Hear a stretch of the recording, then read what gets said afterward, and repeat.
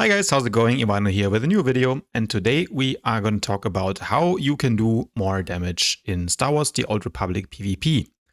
Now, if you see my channel, you will probably have seen the series where I did 15k DPS on every class in the game. So hopefully I know a little bit about how to farm damage, and today I will give you 15 tips on how you as well can do more damage. Now, when I talk about damage, I want to say that most of the principles in here also apply for healing and for healing per second instead of damage per second. So healers, you should watch this video as well. And while this guide is focused on PvP, I think it has a lot of applications to PvE as well. Of course, as always, guys, if the guide is too long for you, check the chapters in the description below, so you can see the most important points. But without further ado, let's get into this. And the first thing, of course, we need to think about is what is DPS and what is damage. So how you can think about your damage in a war zone is basically the overall number of abilities that you can use in a given fight, multiplied by the damage per ability. If we want to maximize our overall damage, we try to maximize the number of abilities that we can use in a given fight, as well as the average damage on those abilities. DPS, on the other hand, is simply your damage, your total damage, divided by the duration of the fight, which we cannot influence that much. Typically, a war zone is going to last how long ever it's going to last. If we're just farming damage, we're not really influencing the outcome of that. So what we really want to maximize is our overall damage. Now, when it comes to maximizing your overall damage, we are going to look first at the number of abilities that you use during a fight. And there's three main tips: maximizing the uptime, planning ahead, and then ABC. Stick around to find out what that means. So, first of all, some tips to maximize your uptime. What does it mean? Uptime simply means the percentage of the time that you are doing damage to a target. So if a warzone lasts 10 minutes and you're DPSing targets for 8 minutes, then you have an uptime of 80%. And obviously 90% would mean that all other things equal, you would be doing 10% more damage. And how do you do that? Well, the first tip is kind of obvious, but don't die. Use your defensive cooldowns. Don't tunnel vision and LOS your healers while you chase the DPS around the corner. Don't overextend, or if you do it, then only with a high chance that you get an important kill, while you also have your CC breaker and your cooldowns. If you don't have cooldowns, hang back, stick to your healers, maybe hump the pillar, play more defensively. So don't die. A pretty simple tip. You could do a whole video on how to die less in PvP, and I'll probably do that at some point. But in general, just try to stay alive, because if you're alive, then you can DPS, and a dead DPS cannot do any damage. Tip number 2, optimize your movement. What do I mean with that? Well, if you play a melee class and you get kited a lot, you're not gonna do any damage. If you play a ranged DPS, but your enemies is LOSing you, hiding behind a pillar, you're also not doing any damage because you're not gonna be getting those abilities off. I have a separate video planned that I'm going to be doing in this channel here as well, exactly on how you can kite or avoid getting kited and LOS'd. But that would be the first tip for movement. Then as well, on the movement side, you want to avoid getting stunned as much as possible. An example of this would be if you're fighting a sorcerer as a PowerTech, make use of your 15-meter range and pop their bubble stun from range. If you do it from about 10 meters away, it will not hit you. And if you don't get stunned, you can do damage, obviously. Or imagine you're fighting a PowerTech who just jumped into 4 of your teammates. You want to stay away from that, because in the next global cooldown, he is very likely going to carbonize everyone. So avoid getting stunned, do more damage. And you can do that by properly moving your character. Next tip that I already talked about in my last video is move in between your attacks and get in range for the next attack. So if you're about to kill a target, you can already move into the direction of your next target. And also, you always want to move your character to where the enemy will be next. So don't really go where they are right now, and if you're standing on top of them, that is fine. If you think that they will run away in a certain direction because that makes sense, or that's where their teammates are going, you can already move ahead and go into that direction. And then the final tip for maximizing your uptime is to be aware of your surroundings. That means you should always be wary, where are the enemies, how many enemies are there, maybe if they respawn, how many ticks are there left on the respawn, and then when they respawn, are they going to be going east or west? That is important so that you can maximize your uptime. And it leads into the second tip for improving the overall number of abilities that you can do, which is plan your next steps.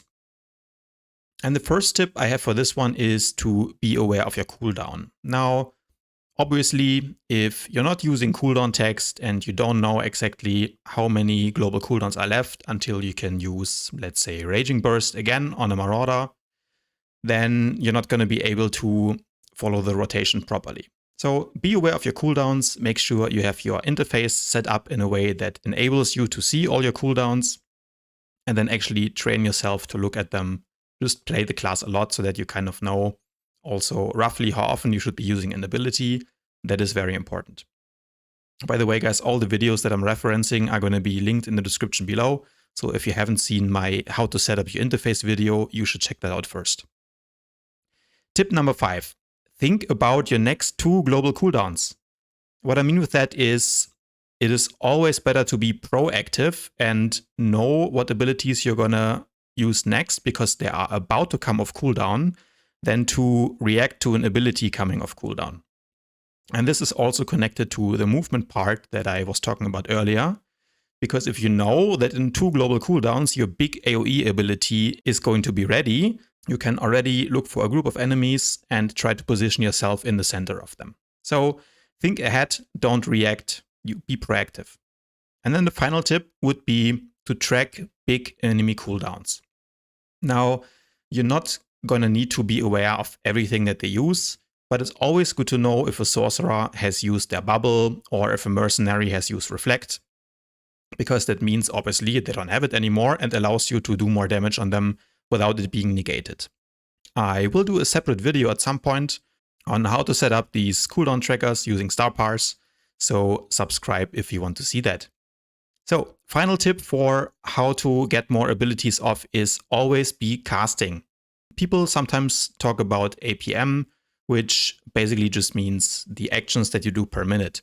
And in general, we can say that how many buttons a player pushes per minute in general will be a good measure for how much DPS or HPS they're doing. Typically, the better players will do more. What do I mean with that? So let's say you're playing Arsenal Mercenary and you're spamming your Tracer Missile button. Tracer Missile will take 1.4 seconds for a cast, and in an ideal world it would look something like this.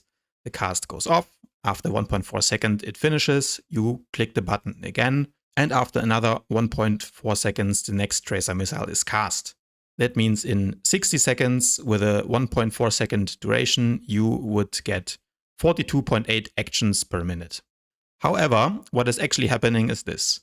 If you wait for the cast to finish and then you click the button again once you see that the cast has finished, what actually happens there is that the time it takes you to get 2 Tracer Missiles out will be the 1.4 seconds that it takes for the first Tracer to cast, then your reaction time, because you're waiting for the cast to finish and then you push the button.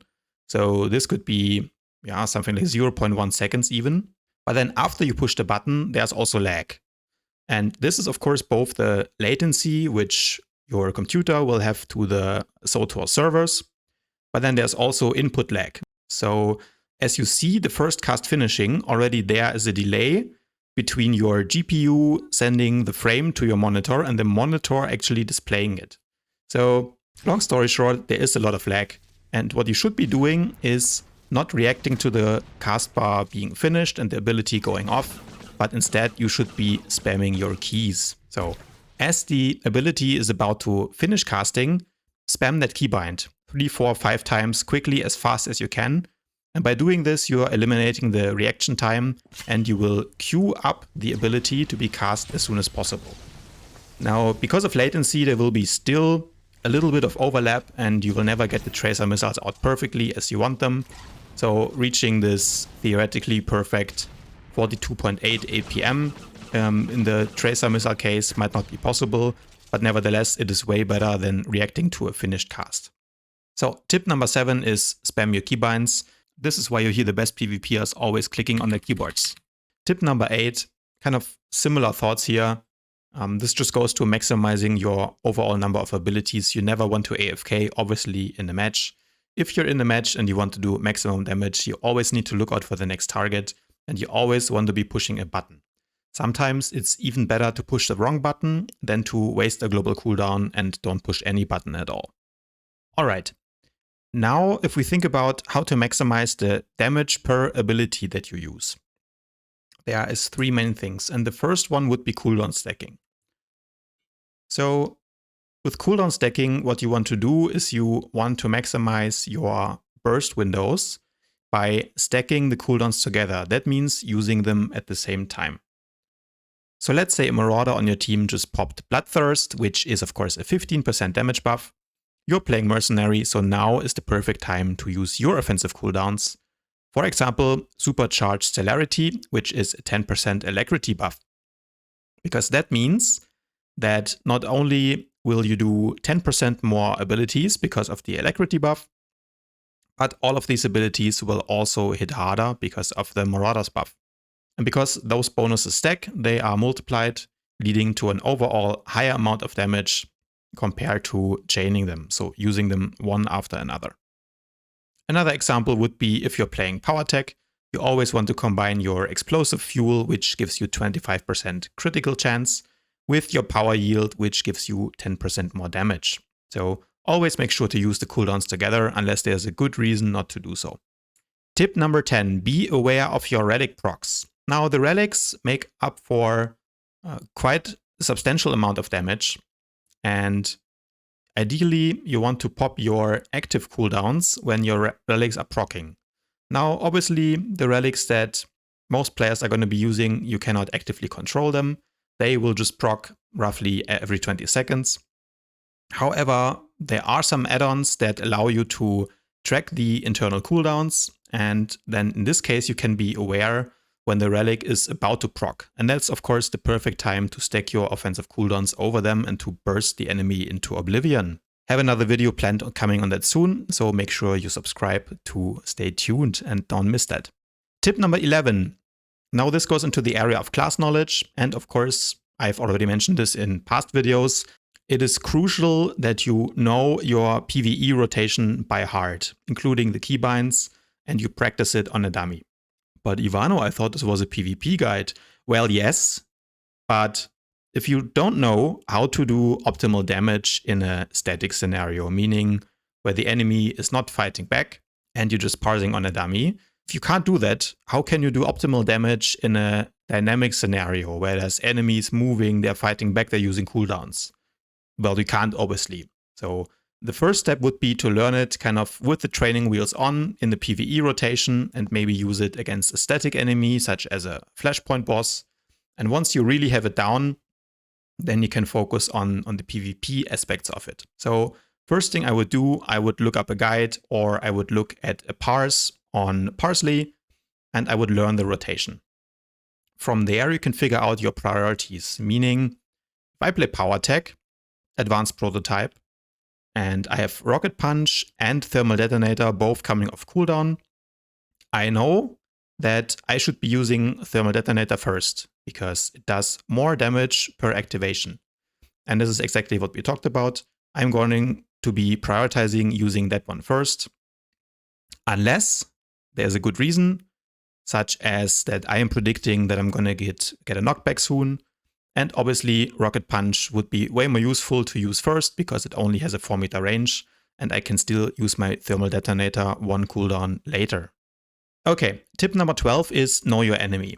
What is their rotation? What ranges do their abilities have? What defensives does the class have? This is really important to know if you want to maximize your damage.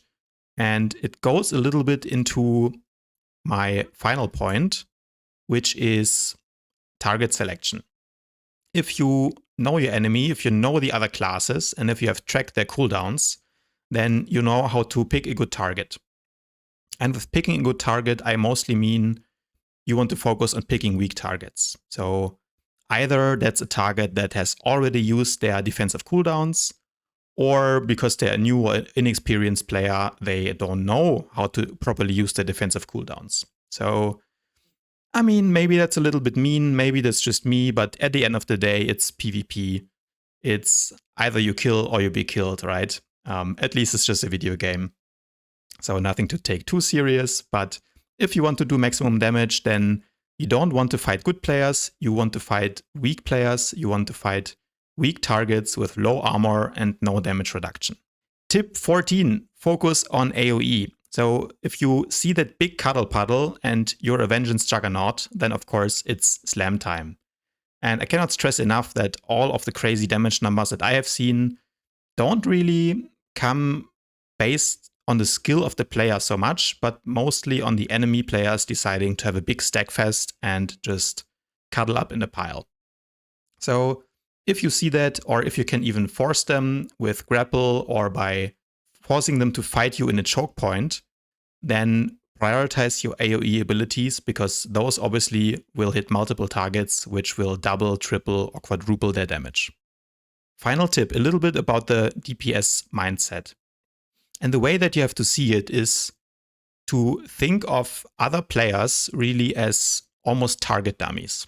Except that sometimes they use abilities to damage you, and then you react to that appropriately. But one of the most important tips is not to let your ego get into the way of your damage farming too much. Because if you want to do damage, as I already said, you want to always pick the best target available.